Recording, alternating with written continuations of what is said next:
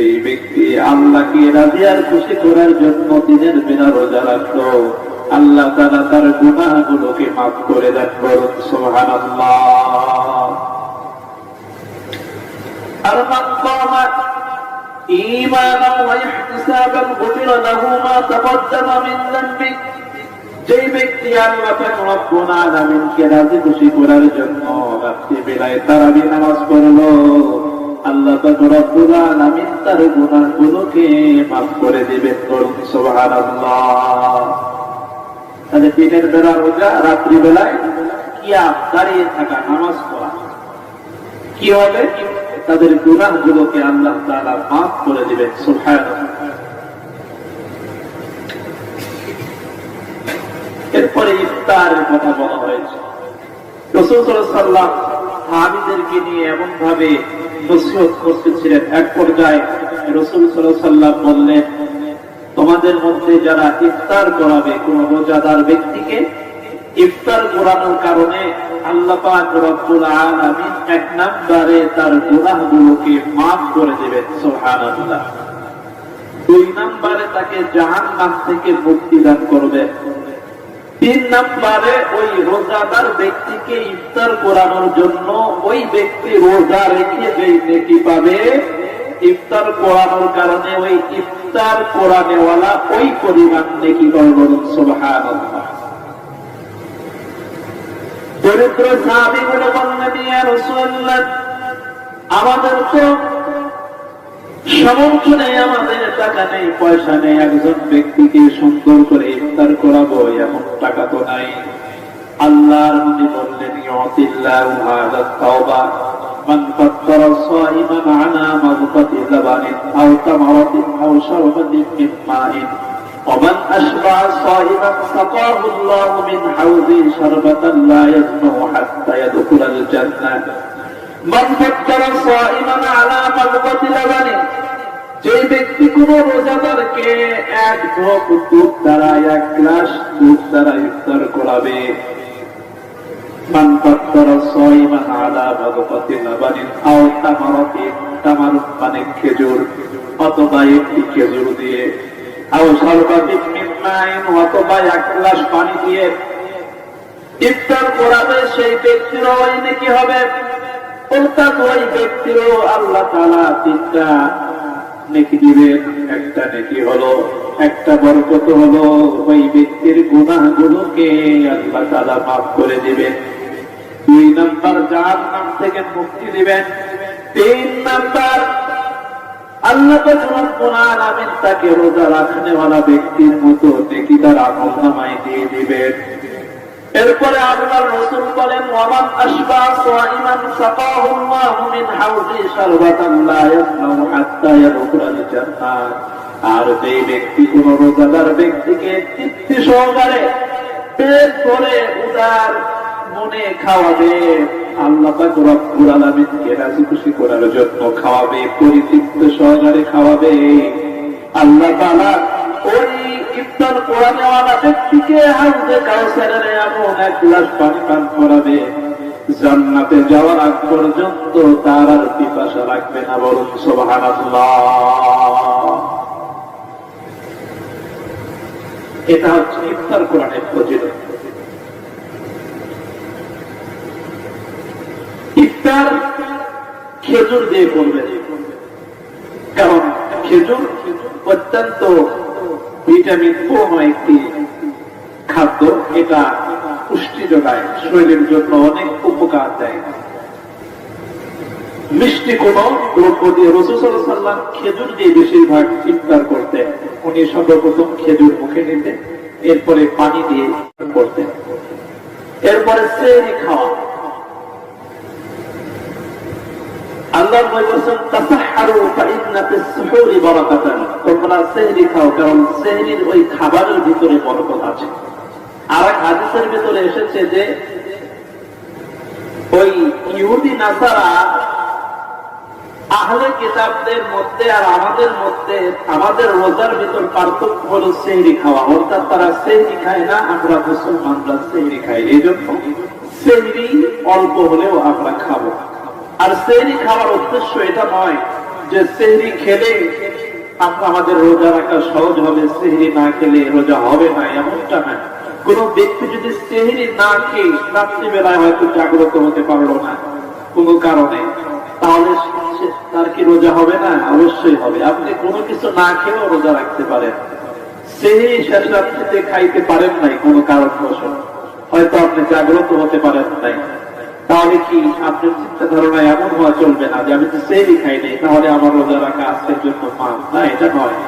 আপনি রোজা রাখবেন। এই রোজা আল্লাহ পাক রব্বুল আলামিন আমাদেরকে দিয়েছেন। আর এই ইফতারের সময় যে খাবারটা খাবেন, এই খাবারের কোনো হিসাব দিতে হবে না। সুবহানাল্লাহ বলেন। 3 প্রকারের খাবারের হিসাব দিতে হয় না আল্লাহ তাআলার দরবারে। একটা হচ্ছে রোজাদার ব্যক্তি সারাদিন রোজা রাখার পরে যখন ইফতার করে, এই ইফতারে সে যত বেশি খাইতে পারে, এর কোনো হিসাব আল্লাহ তাআলার দরবারে দিতে হবে না।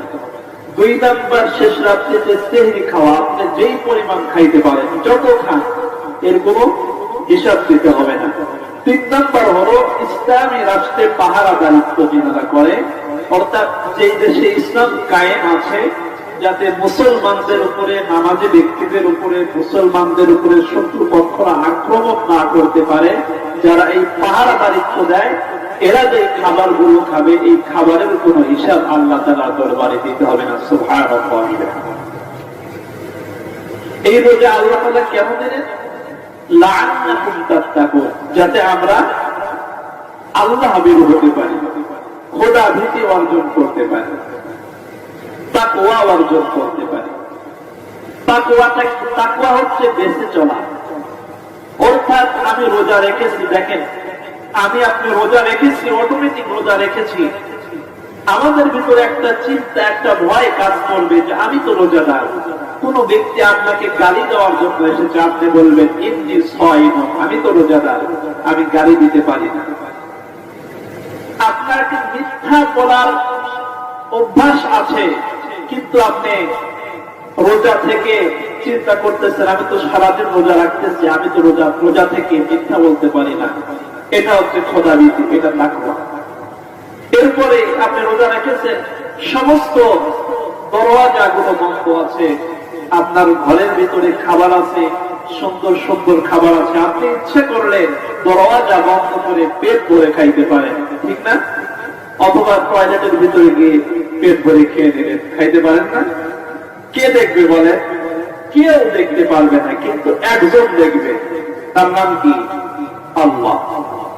এই আল্লাহর ভয়ে আমরা সবকিছু ছেড়ে দিই। আর যারা আল্লাহর ভয়ে এই সমস্ত কিছু ছেড়ে দিবে, আল্লাহ এদেরকে এই কঠিন হাসরের ময়দানে ভিআইপি ভাবে মেহমানদারি করাবেন। যেদিন মানুষ হাসরের ময়দানে, মানুষ সন্তান মাকে ভুলে যাবে, মা সন্তানকে ভুলে যাবে, বেহুশ হয়ে যাবে, ওই একটা দিনে আল্লাহ পাক রব্বুল আলামিন এই সমস্ত রোজাদার ব্যক্তিদেরকে ভিআইপি ভাবে মেহমানদারি করাবেন।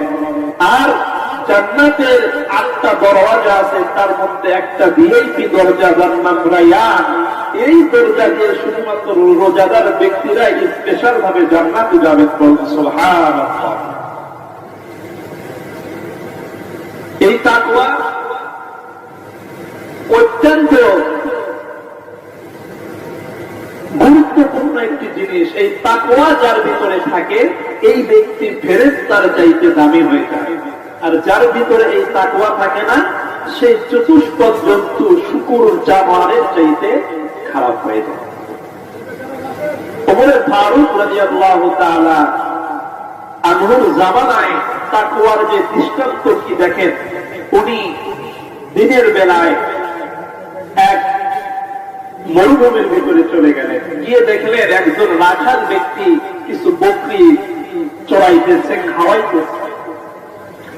হযরত ওমর ফারুক রাদিয়াল্লাহু তাআলা আনহু রাখালকে বললেন, ও রাখাল, আমি তো ক্ষুধার্ত, আমার পেটে খাদ্য নেই, তুমি যদি একটু বকরির দুধ দহন করে আমাকে দিতে, তাহলে আমি খেয়ে আমার পিপাসা নিবারণ করতে পারতাম। রাখাল বলল, আমি তো রাখালগিরি করি, আমি রাখালি করি, আমার দায়িত্ব হলো বকরিগুলো সুন্দর করে খাওয়ানো, ছাগলগুলো সুন্দর করে খাওয়ানো, কিন্তু দুধ দহন করার কোন অধিকার আমারও নাই। হযরত ওমর আশ্চর্য, অথচ তিনি কিন্তু ওই সময়ের খলিফা, প্রেসিডেন্ট। হযরত ওমর ফারুক এবার বলছেন, ঠিক আছে, তুমি দেখো পৃথিবীর কেউ কিন্তু দেখছে না, তুমি যদি একটু দুধ দহন করে আমাকে দাও, অথবা অনেকগুলো ছাগল, এই ছাগলের মধ্য হতে একটি ছাগল যদি আমাকে দাও, তাহলে আমি জবাই করে ওই ছাগলের গোশত খাইতে পারি, আর তোমাকে কিছু আমি স্বর্ণ মুদ্রা দেব, কিছু বিনিময়ে তোমাকে দিব। এবার রাখাল চলতেছে, ও যুবক, আপনার জানা নাই, আপনার যদি উদ্দেশ্য এটাই হয়, তাহলে ফাইন আল্লাহ, আল্লাহ কোথায়? দুনিয়ার সমস্ত মানুষকে ফাঁকি দিয়ে আমি খাওয়াইতে পারবো, আমি দিতে পারবো, আমি ছাগল দিতে পারবো, কিন্তু আমার আল্লাহর চক্ষুকে ফাঁকি দিতে পারবো না। এটা হচ্ছে তাকওয়া। একটা রাখালো আল্লাহ পাক রব্বুল আলামিনকে ভয় করত। সুবহানাল্লাহ। এই রোজা রাখার জন্য একটি শর্ত হচ্ছে নিয়ত করতে হবে। কোন ব্যক্তি যদি নিয়ত না করে, আপনি সেহরি খাইলেন, শেষ রাত্রিতে সেহরি খাইলেন, কিন্তু আপনার মনের ভেতরে কোনো নিয়ত নাই রোজা রাখার, তাহলে আপনার রোজা হবে না। খুব খেয়াল করতে হবে।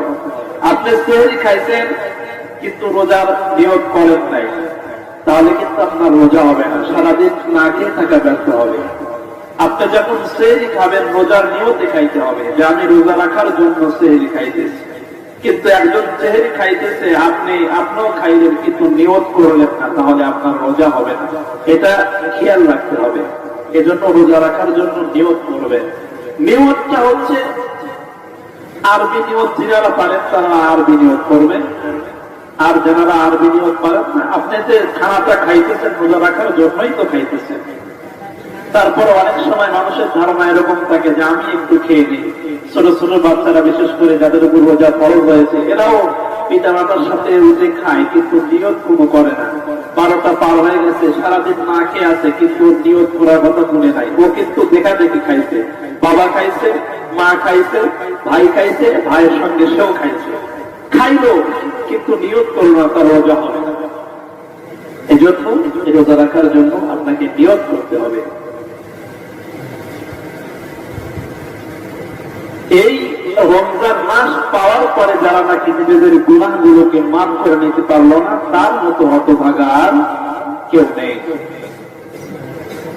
আল্লাহ পাক রব্বুল আলামিন আমাদের সবাইকে আল্লাহ তাআলাকে রাজি আর খুশি করার জন্য রোজা রাখার মতো